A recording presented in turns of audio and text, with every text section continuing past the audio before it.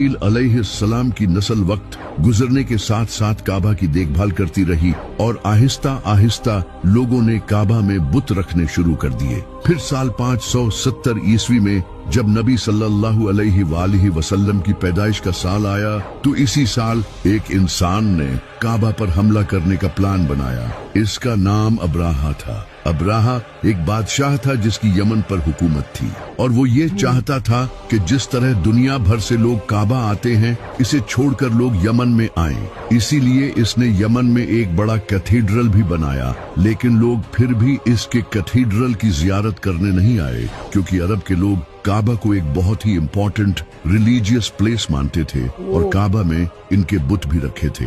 इससे परेशान होकर अब्राहा ने काबा को तबाह करने का फैसला किया। अब्राहा ने एक बड़ी फौज तैयार की जिसमें बड़े बड़े हाथी थे जो अरब के लोगों के लिए बहुत खतरनाक थे क्योंकि अरब के लोगों ने जिंदगी में कभी हाथी नहीं देखे थे। इनके घोड़े भी हाथियों से डरते थे। अब्राहा अपनी फौज को लेकर यमन से मक्का की तरफ रवाना हुआ।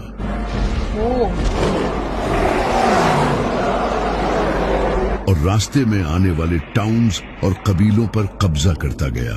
इसी दौरान इसने कुछ ऊंट हथिया लिए, लेकिन इन ऊंटों के मालिक का नाम अब्दुल मुत्तलिब था जो नबी सल्लल्लाहु अलैहि वसल्लम के दादा थे। जब हजरत अब्दुल मुत्तलिब को इसका पता चला तो वो अब्राहा से मिलने गए और इसके पास जाकर उन्होंने अपने ऊंट वापस मांगे। अब्राहा ये देखकर बहुत हैरान हुआ। इसने जनाबे अब्दुल मुत्तलिब से कहा कि मैं यहाँ तुम्हारे काबा को तबाह करने आया हूँ और तुम्हें अपने ऊंटों की पड़ी है। तो जनाबे अब्दुल मुत्तलिब ने इसे कहा कि मैं इन ऊंटों का मालिक हूँ और इस काबे का मालिक कोई और है। मैं अपने ऊंटों की हिफाजत करूंगा और वो काबा की हिफाजत करेगा। तुम मेरे ऊंट मुझे वापस कर दो, फिर चाहे काबा पर हमला करो।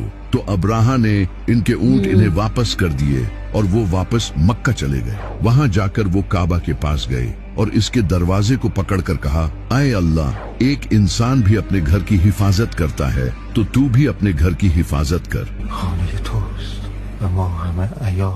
इसके बाद अब्राहा अपनी फौज लेकर मक्का की तरफ बढ़ा, लेकिन जैसे ही वो मक्का के करीब आया तो इसके हाथियों ने आगे बढ़ने से इनकार कर दिया और पीछे मुड़ने लगे।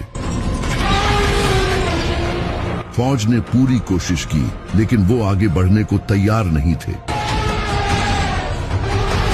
ये अल्लाह की तरफ से एक निशानी थी। इसी वक्त उन्होंने आसमान की तरफ देखा तो एक बड़ी तादाद में परिंदे उनकी तरफ आ रहे थे जिनके मुंह और पंजों में पत्थर थे।